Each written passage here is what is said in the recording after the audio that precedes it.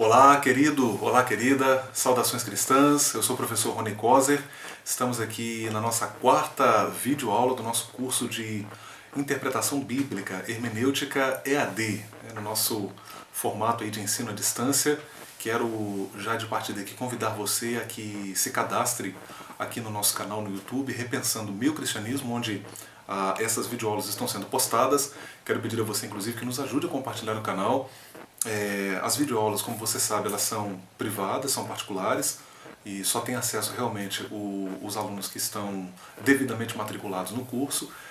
Mas o canal tem outros vídeos, outras reflexões que nós temos aí postado com certa regularidade, visando compartilhar a palavra de Deus através de vídeos, através aqui do YouTube e de outros formatos também. Então, você ajudando a divulgar o canal, isso com certeza contribuirá muito para que a gente possa alcançar outras pessoas aí também, o canal possa crescer também e ter muitos inscritos, ok? Nós estamos aí na nossa quarta videoaula, dando então aí prosseguimento ao nosso curso. A nossa aula de número 4, ela é uma continuidade da aula 3, gêneros literários presentes no texto bíblico. Nós estamos falando aí de gêneros literários.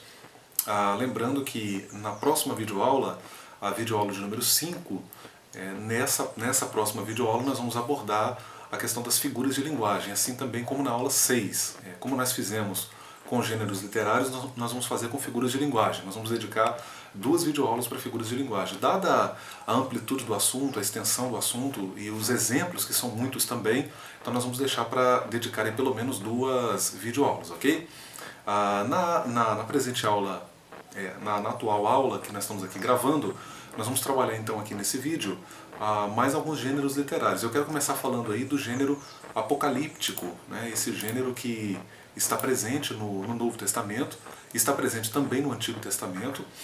É um gênero bem interessante e a gente precisa entendê-lo corretamente porque o desconhecimento das características da apocalíptica judaica pode levar as pessoas, na verdade tem levado as pessoas a pensar o livro do Apocalipse, assim também como o livro de Daniel, lembrando que o livro de Daniel tem sido considerado o Apocalipse do Antigo Testamento.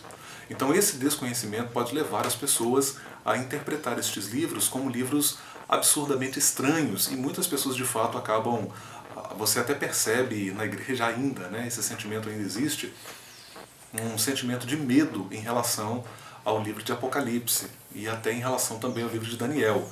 E quando na verdade, quando você analisa as características da apocalíptica judaica e você percebe que Daniel e Apocalipse estão inseridos aí neste gênero, você descobre que, na verdade, o livro ele tem uma mensagem, ou os livros têm uma mensagem de esperança, de conforto. Normalmente o livro de Apocalipse, que é direcionado à igreja, ele tem uma mensagem de esperança e de consolo para a igreja. O livro do Apocalipse, desse modo, ele pode parecer muito estranho a nós, hoje, mas ele não foi estranho para os leitores imediatos, cristãos judeus, que estavam recebendo essa literatura num período de provação, num período de tribulação, em que a igreja estava sofrendo com as perseguições do Império Romano. Quem estuda, quem gosta de história da igreja, você percebe que já no primeiro século, a partir de 64 com Nero e depois mais adiante na década de 90 com Domiciano, que foram 2 imperadores romanos, você percebe que a igreja vai sofrer feroz perseguição. Existe uma discussão entre os comentaristas quanto à data do Apocalipse, se ele estaria situado na década de 90, o que parece ser defendido pela maioria dos comentaristas bíblicos, mas há quem defenda que o Apocalipse possa ter sido escrito antes de 70. É uma data talvez até um pouco ousada, mas bons argumentos têm sido apresentados também para essa posição.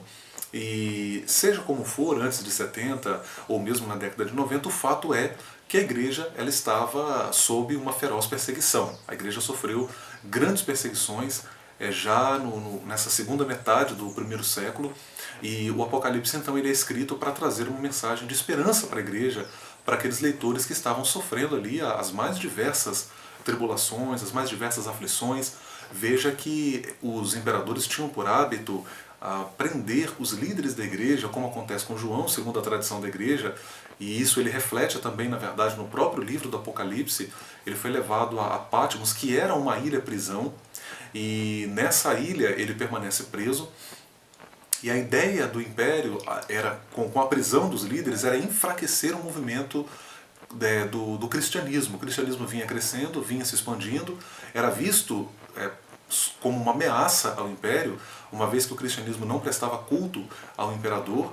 Havia aquele culto anual, aquela adoração anual que deveria ser feita ao imperador romano, e os cristãos se recusavam a isso, e o cristianismo passa a ser visto como uma ameaça, e começa então a sofrer feroz perseguição.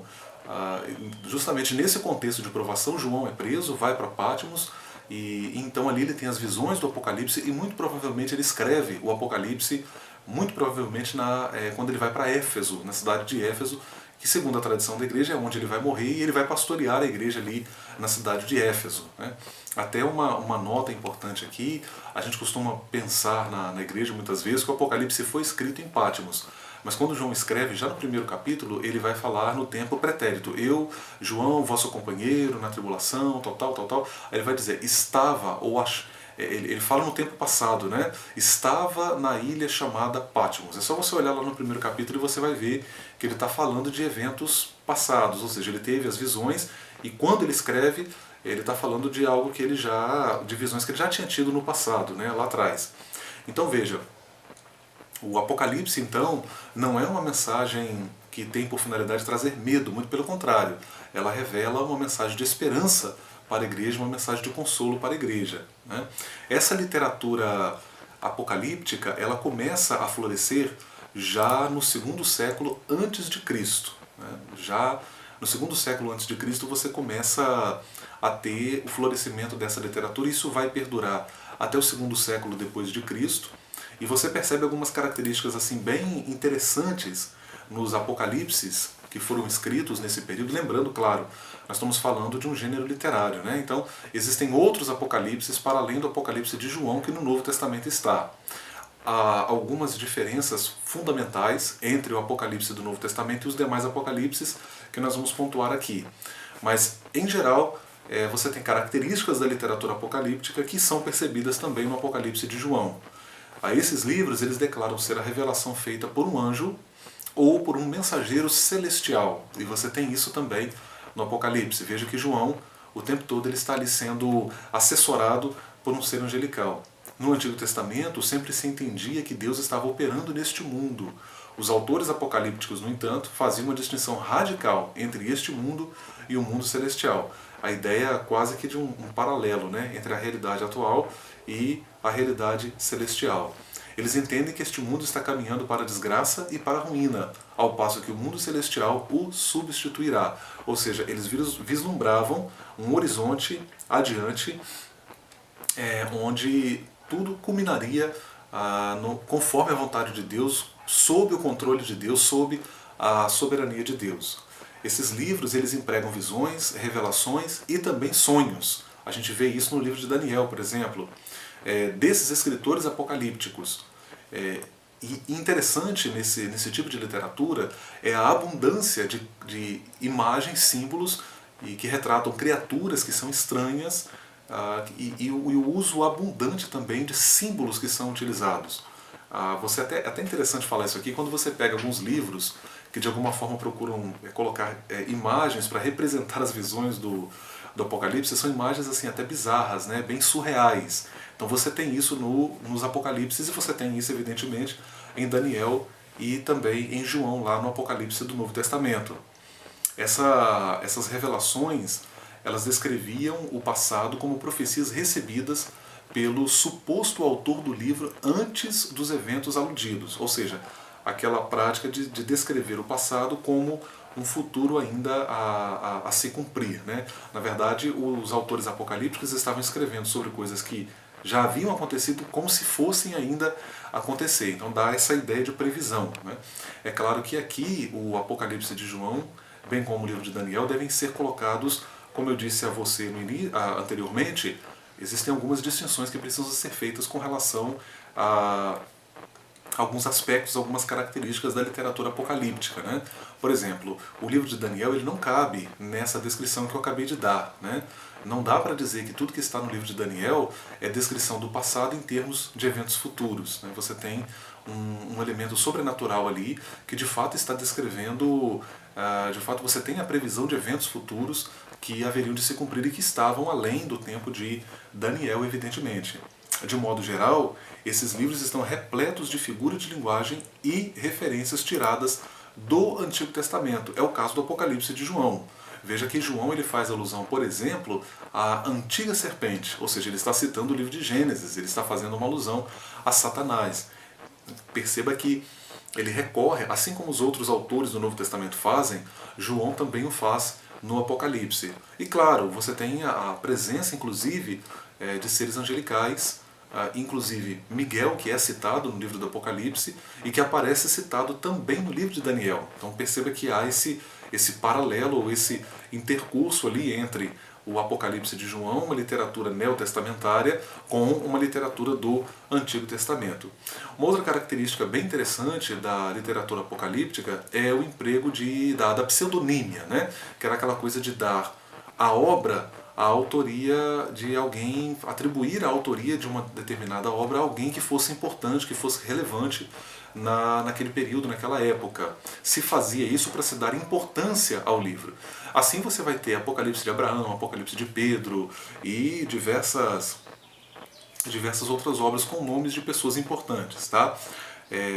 Mas o fato é que essas obras não haviam originalmente sido escritas por essas pessoas. O que hoje no contexto editorial se chama de ghostwriter, né? Aquela ideia de você escreve um livro, você está escrevendo uma obra, uma autobiografia, mas na verdade não é o próprio, não é a pessoa da qual se está fazendo aquela biografia que está escrevendo. Na verdade tem alguém trabalhando naquela obra e só que a outra pessoa leva o crédito, né? Outra pessoa leva a autoria daquela obra.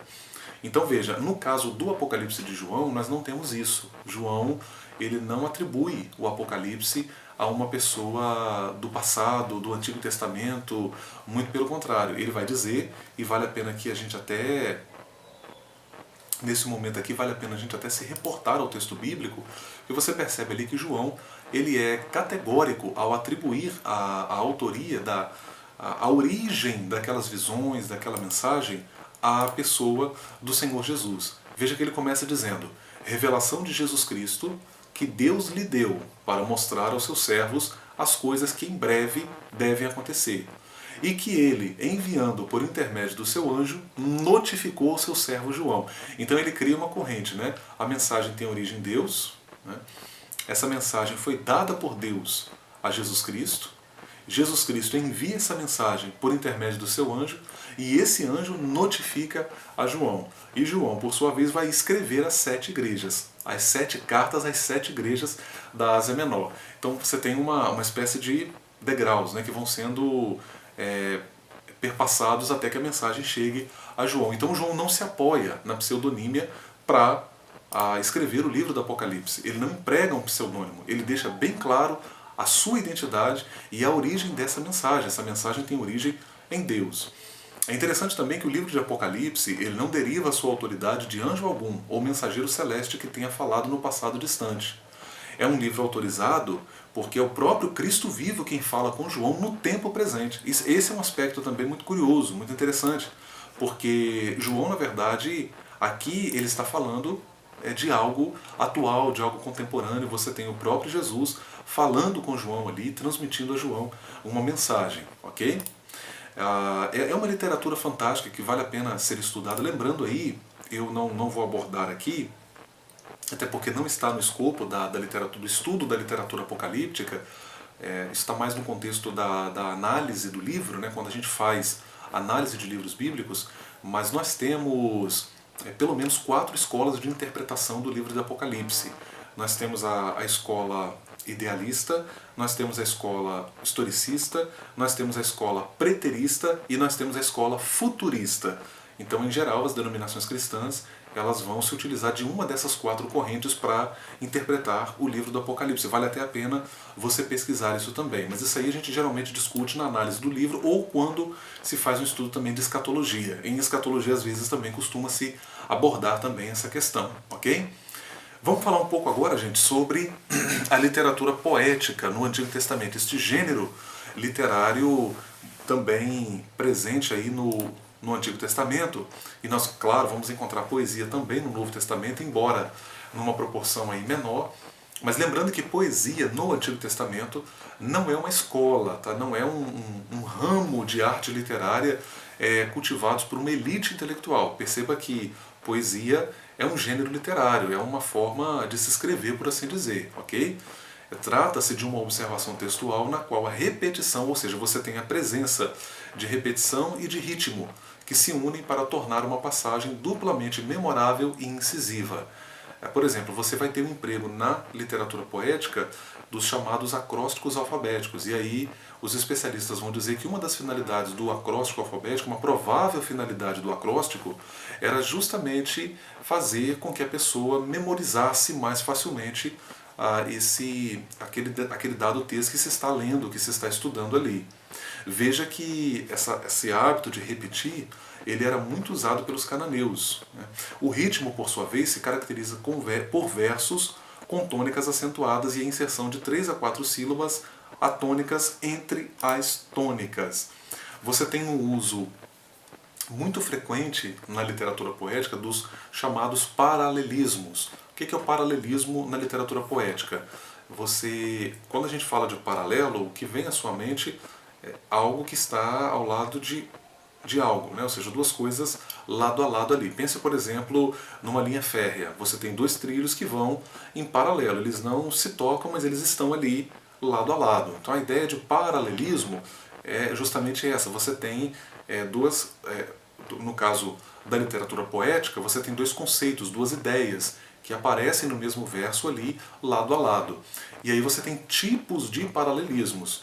Os mais conhecidos que nós podemos citar aqui, podemos começar citando o paralelismo sinonímico ou paralelismo sinônimo, como queira, fica até mais simples, onde a segunda parte do verso encerra com outras palavras o mesmo sentido da primeira parte. Aí nós temos um exemplo interessante no Salmo 15, verso 1. Quem, Senhor, habitará no teu tabernáculo? Veja, essa é a parte 1 do verso, a parte A do verso. Na parte B, quem há de morar no teu santo monte? Percebe, ele está falando a mesma coisa. A segunda parte é basicamente a mesma, tem o mesmo sentido da primeira parte. Mas isso não é por acaso, isso não é mera redundância, não é mero pleonasmo. A ideia ali é dar ênfase, é destacar, é poético. Então daí essa estrutura literária poética, a maneira como as palavras são empregadas na frase é diferente de um texto que é narrativo, por exemplo, onde você vai ali escrevendo de maneira mais corrida e vai sobrepondo ali as palavras e descrevendo os fatos. No caso da literatura poética não funciona assim. A construção frasal é diferente. Um outro tipo de paralelismo que nós temos também é o paralelismo antitético. Alguns chamam de antonímico ou antônimo. Veja, a segunda parte do verso contém um pensamento que é oposto ao da primeira parte. Isso aqui é interessante, porque um exemplo bem interessante que a gente pode citar aqui ainda no livro dos Salmos, lembrando que o livro dos Salmos é rico nisso, é o Salmo 37, verso 22. Aqueles a quem o Senhor abençoa possuirão a terra, parte A. Parte B, e serão exterminados aqueles a quem amaldiçoa. Olha o contraste, olha a diferença, é paralelo, as duas ideias estão ali lado a lado, mas uma bem oposta à outra. Na parte A, o Senhor abençoa, o Senhor abençoa aqueles que possuirão a terra. Na parte B, aqueles a quem o Senhor amaldiçoa serão exterminados. Então, você percebe aqui a diferença na frase. Um outro exemplo que eu poderia citar aqui é o exemplo do Salmo 1, verso 6. O Senhor conhece o caminho dos justos, mas o caminho dos ímpios perecerá. Veja que você tem ali duas ideias que estão lado a lado, mas são antitéticas. E, de alguma forma, o paralelismo ele contribui para que a verdade ensinada ali, o preceito ensinado ali, fique afixado na sua mente. Essa repetição, esse contraste às vezes, né, ou essa complementaridade, porque você tem também o chamado paralelismo sintético, que ele prolonga ou termina de expressar o pensamento enunciado na primeira parte do verso, né, e às vezes acrescentando elementos novos. Então você tem também o chamado paralelismo sintético. A ideia ela é estendida na segunda parte do verso. Então isso não está ali por acaso. Isso tem uma finalidade didática e evidentemente está respeitando a uma construção frasal dentro de um gênero que é o gênero poético. Tá? Na poesia, nós temos também o lamento. Quando você lê comentários sobre o livro de Lamentações de Jeremias, por exemplo, você vai ver autores comentaristas explicando que o que você tem ali em Lamentações são verdadeiros lamentos fúnebres. Ele está chorando a ruína da cidade de Jerusalém, e o que você tem ali, na verdade, são lamentos profundos. Era uma forma, o lamento era uma forma que se tornou comum dentro de um contexto vital bem definido, a saber, a destruição de Jerusalém e o desaparecimento da monarquia, deixando profundas marcas de tristeza no povo já ali a partir do século XVI, na verdade, né, quando Jerusalém cai sob os caldeus. Apesar da tragédia que inspiram esses autores, eles não se deixam levar somente pela paixão. Utilizam um artifício baseado nas 22 letras do alfabeto hebraico. Por exemplo, nos primeiros poemas encontramos 22 estrofes de 3 versos cada uma. O primeiro verso da primeira estrofe começa pela primeira letra do alfabeto, no caso o alfabeto hebraico, a letra é a letra Aleph. O primeiro verso da segunda estrofe pela segunda letra, Beit, e assim sucessivamente até completar todas as consoantes aí do alfabeto hebraico. Então é um artifício literário, inclusive, interessantíssimo, né? Eu vou até encaminhar para vocês aí nessa videoaula 4 uma imagem destacando ali para você ter uma ideia de como que funciona, né, o acróstico alfabético, e que evidentemente você só vai percebê-lo na Bíblia hebraica, né? Em português não funciona. Eu me lembro de algumas vezes dando aula sobre introdução ao Antigo Testamento, e ao falar do acróstico, alguns alunos corriam lá, pegavam a Bíblia na tradução de Almeida para tentar localizar ali o acróstico, mas não funciona, né? Você não consegue perceber isso em língua portuguesa, né? Porque o acróstico, na verdade, ele está na língua original, nos termos originais, no caso, o hebraico, ok? Vamos avançar um pouco mais, a gente vai abordar também aqui um pouquinho no caso agora, vamos falar um pouquinho sobre o gênero sabedoria, ou literatura sapiencial. Esse também é um aspecto muito interessante da literatura no Antigo Testamento. São os chamados escritos de sabedoria. Você tem ali, veja que os livros poéticos do Antigo Testamento são chamados também, os mesmos livros são chamados de livros de sabedoria, tá? Que são os livros de Jó, Salmos, Provérbios, Eclesiastes, Cantares de Salomão, né? E no caso entra também o livro de Lamentações de Jeremias. Perceba que esse gênero literário, a gente precisa até ter um cuidado aqui, pessoal, para a gente não cometer um erro aqui, né? A ideia de você pensar a sabedoria, como por exemplo, quando você lê o livro de Provérbios, né? O livro de Provérbios é bem interessante, porque ali no livro de Provérbios você tem ditos, né, que são máximas, você tem um emprego de, como o próprio título do livro sugere isso, são provérbios, são centenas de provérbios que estão ali catalogados, e a gente pensa naquela coisa assim de uma sabedoria popular, né? Aquelas frases que eram faladas no dia a dia ali das pessoas. Mas veja que houve um trabalho de compilação. Você tem uma informação no livro de Provérbios, também no livro de Reis, se não estou enganado, que fala do número de provérbios, né, que foram compostos ou ditos por Salomão. Esses provérbios teriam sido então catalogados, são mais de 3.000 provérbios. Esses textos são reunidos, ao que parece, no livro de Provérbios. E veja que a autoria desses provérbios no livro de Provérbios é atribuída de fato a Salomão, embora fique claro no próprio livro ali que nem todos são de autoria salomônica. Mas é interessante que não se trata assim da sabedoria popular como a gente pensa hoje, né? Ali você tem um trabalho editorial em cima daqueles... Houve o trabalho de um editor posterior, não dá para para negar isso, mesmo que você atribua a autoria do livro de Provérbios no caso, numa data mais antiga, mais recuada, mesmo que a gente retorne lá ao tempo de Salomão e atribua ao próprio Salomão de fato, seguindo aí a tradição judaica, a tradição da igreja, não dá para negar que houve o trabalho de um editor posterior. Então o que você tem ali, na verdade, é uma sabedoria, sim, que é uma sabedoria popular, sob certa medida, mas é uma sabedoria que, na verdade, ela é muito profunda. Essa sabedoria é uma sabedoria que vem do alto. É uma sabedoria que orienta para a vida. Daí esse viés altamente prático dos livros de sabedoria do Antigo Testamento. Você pode ver que eles estão ali lidando com questões existenciais, com questões da vida das pessoas. Esses textos falam do sofrimento do justo, esses textos falam do cuidado com a mulher adúltera, esses textos falam do cuidado com aqueles que querem induzir ao caminho violento, esses textos falam de questões até triviais que fazem parte da vida de uma pessoa. Esses textos falam da fragilidade da vida humana. Né? O livro de Eclesiastes ele foi considerado por alguns como o livro mais pessimista da Bíblia, embora isso deva ser colocado com cuidado, porque o final do livro justifica o teor que aquele livro assume. Né? No final ele vai falar, o fim de todas as coisas é teme ao Senhor. Então ele está mostrando, na verdade, a limitação da vida humana.